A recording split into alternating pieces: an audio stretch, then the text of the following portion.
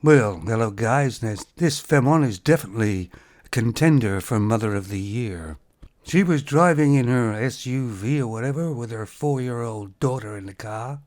But this 26-year-old Femon was a bit drunk. Then she was swerving all over the road, sideswiped a few telegraph poles I believe, and then ended up in a canal.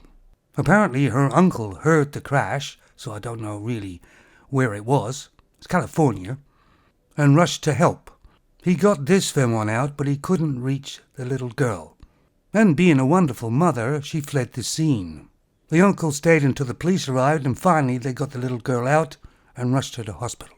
But unfortunately, the little girl didn't make it. They found the mother in a hotel room having a bath. Of course, that's what you do when something happens like this. Take away the stress, you know.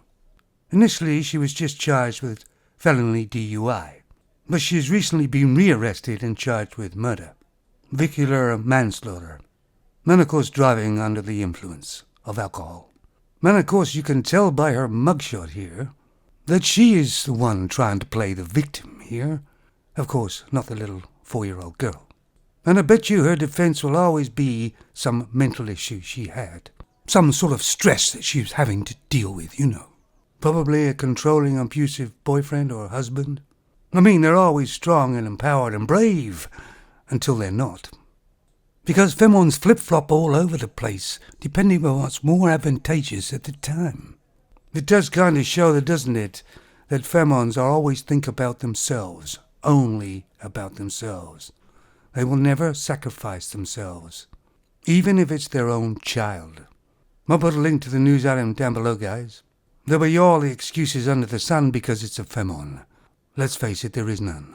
This Femon should go to jail for a long time. She also should have the ability to get pregnant taken away. Femon should start policing Femons like males police males.